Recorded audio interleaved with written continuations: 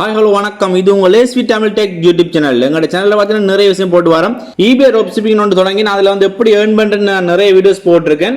அந்த eBay வந்து எப்படி கிரியேட் பண்ணுறது, இல்லை எப்படி Dropshipping செய்கிறது, eBay Dropshipping என்ன எல்லாம் தெரிஞ்சுக்கொள்ளணும் அப்படின்னா நீங்கள் என்ன செய்யுங்கன்னா எங்கள் சேனலில் போயிட்டு பிளேலிஸ்ட்டை கிளிக் பண்ணுங்கள். பிளேலிஸ்ட்டை கிளிக் பண்ணி ரோல் பண்ணி போனீங்கன்னா eBay Dropshipping 9 வீடியோ போட்டிருக்கேன். இதில் பார்த்தீங்கன்னா ஸ்டார்டிங்லேருந்து போட்டிருக்கேன். eBay என்ன, அது எப்படி கிரியேட் பண்ணுறது, அதில் எப்படி உழைக்கலாம் அப்படின்ட்டு வந்து முழு வீடியோவும் போட்டிருக்கேன். அந்த வீடியோவில் பார்த்தீங்கன்னா eBayல வந்து ஓர்டரை வந்து அலி எக்ஸ்பிரஸ் வந்து எப்படி வந்து பை பண்ணி சென்ட் பண்ணுற வரைக்கும் நான் போட்டிருந்தேன். இன்றைக்கு பார்த்தீங்கன்னா கொஞ்சம் டிஃப்ரெண்ட்டாக eBay Dropshipping eBayல வர பொருளை நாங்கள் சேல் பண்ண பொருளை வந்து அதுக்கு நாங்கள் பை பண்ண போகிறது அலி எக்ஸ்பிரஸில் இல்லை, நாங்கள் eBayலேயே பை பண்ணி eBay Dropshipping செஞ்சு நாங்கள் அதை வந்து அனுப்ப போகிறோம். அது என்ன எப்படின்னா பார்க்க போகிறோம். ஏன்னா இது வந்து நிறைய பேருக்கு இந்த பிரச்சனை வந்திருக்கும். சில டைமில் அவங்க வந்து என்ன செய்யணும்னு தெரியாமல் இருக்கும். அதனால் வந்து அவங்க வந்து அந்த ஆர்டரை வந்து கேன்சல் பண்ணியிருப்பாங்க. கேன்சல் பண்ணி அவைக்கு வந்து பெனால்ட்டி விழுந்திருக்கும். ஸோ இப்படியும் இந்த முறை பாவச்சு நாங்கள் வந்து eBay Dropshippingல சேல்ஸ் பண்ணலாம். ரெண்டாவது தான் நான் அந்த வீடியோ போடுறேன் பாருங்க. அப்போ உங்களுக்கு வந்து விளங்கிக் கொள்ளும் எப்படி செய்யறது அப்படின்ட்டு. இப்போ தான் எங்கள் சேனலுக்கு முதல்ல வாரீங்க அப்படின்னா மறக்காம லேஸ்வி Tamil tech YouTube channel subscribe பண்ணிட்டு பக்கத்துக்கு பெல் ஐக்கனை கிளிக் பண்ணி ஓல்ல போட்டுடுங்க. அப்போ தான் நான் போகிற எல்லா வீடியோவும் உங்களுக்கு உடனுக்குடன் நோட்டிஃபிகேஷனில் வரும். ஒரு இன்ட்ரோ தொடர்ந்து நாங்கள் இந்த வீடியோ தொடர்ந்து பார்ப்போம்.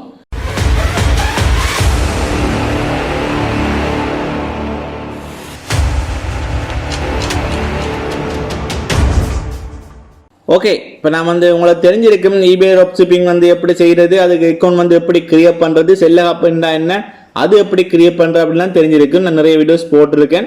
லைவில் வந்து நிறைய பேருக்கு சொல்லி தந்துருக்கேன் என்ன மாதிரி அப்படின்ட்டு. eBayல பார்த்தீங்கன்னா இப்போ நாங்கள் வந்து பேனியர் மூலம் தான் நாங்கள் வந்து எங்களோட பேமெண்ட் வந்து செய்யணும்.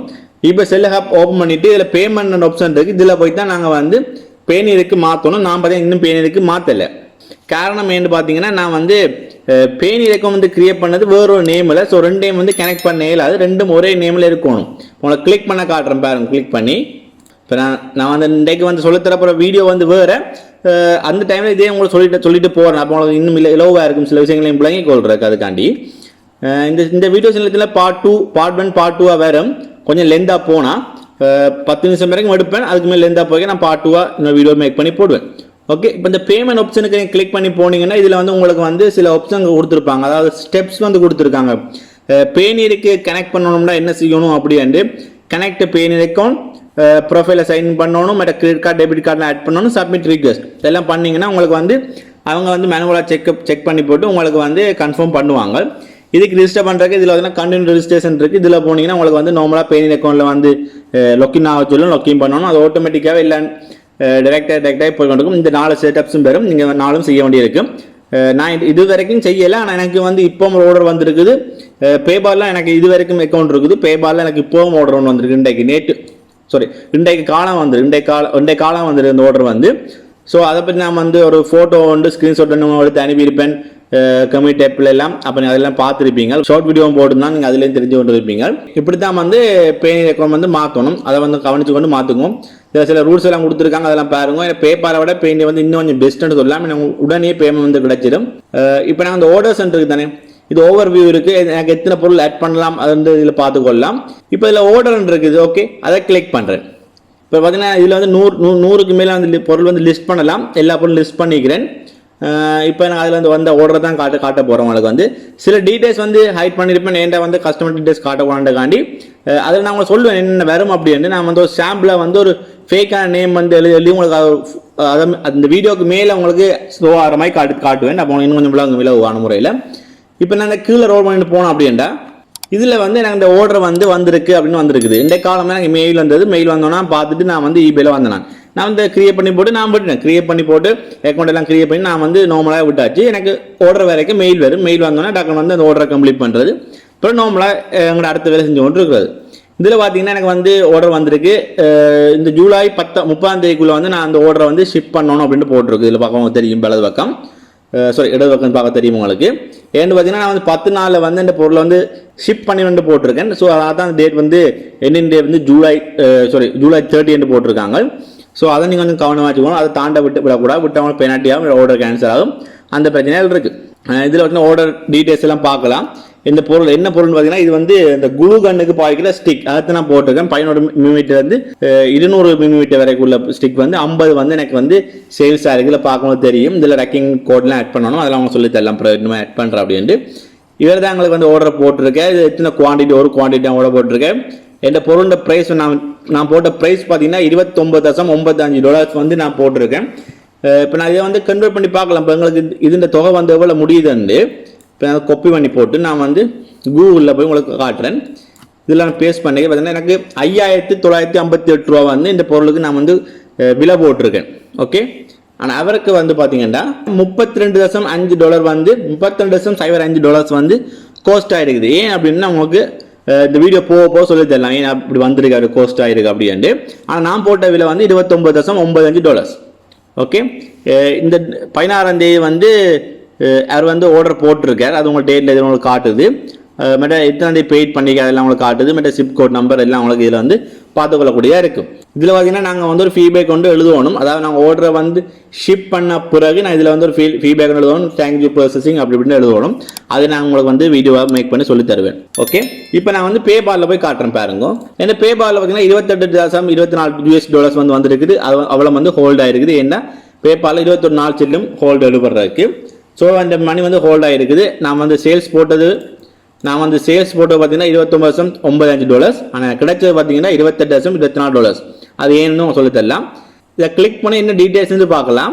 ஓகே, கிளிக் பண்ணீங்கன்னா மேலே உங்களுக்கு கஸ்டமர் டீட்டெயில்ஸ் எல்லாம் வரும். அது கீழே ரோல்மெண்ட் வந்தீங்கன்னா உங்களோட என்ன ஐட்டம் அந்த நேம் வரும், எவ்வளோ குவான்டிட்டி, என்ன ப்ரைஸ், சப் டோட்டல் எவ்வளோ எல்லாம் வந்துருக்குது. இதில் பார்த்தா உங்களுக்கு தெரியும் எங்களோட ப்ரைஸ் வந்து போட்டிருக்கோம் $29.95. மற்ற வந்து டேக்ஸ், அதாவது அவங்க வந்து டேக்ஸ் கட்டணும் இந்த பொருளை வாங்குறதுக்கு.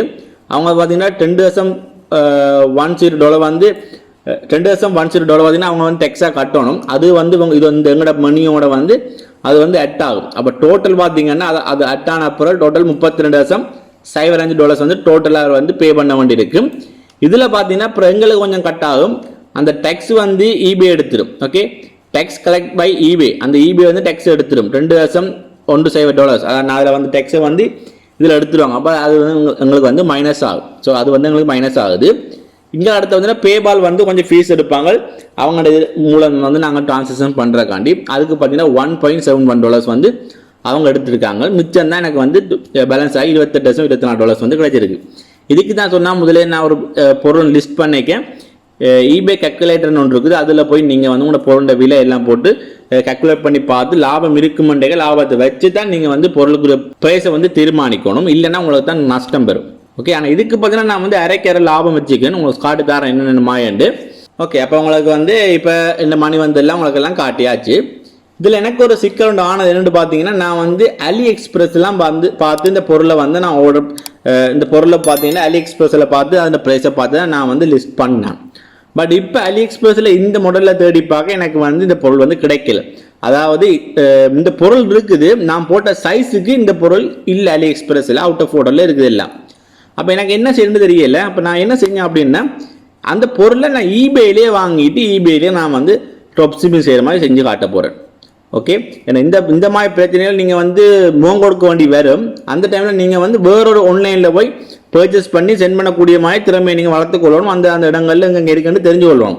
இல்லாட்டி உங்களோட பொருள் வந்து காலம் தாண்டி போக உங்களோட பொருள் வந்து உங்களோட கையிலேருந்து கை நழுவி போகும். அடுத்த வந்து லொஸ்ட்டாக கை நழுவி போகும். அடுத்த பார்த்தீங்கன்னா பெனால்ட்டி அடிப்பாங்க. உங்களுக்கு ஓர்டர்ஸ் வந்து அதுக்கு அப்புறம் வாரது குறைஞ்சு கொண்டு இருக்கும். ரிவ்யூ பேட் ரிவ்யூலாம் வந்து ஒன்று இருக்கும். ஸோ இதில் வந்து நீங்கள் வந்து டெக்னிக்கில் தெரிஞ்சு வச்சுக்கொள்ளணும்.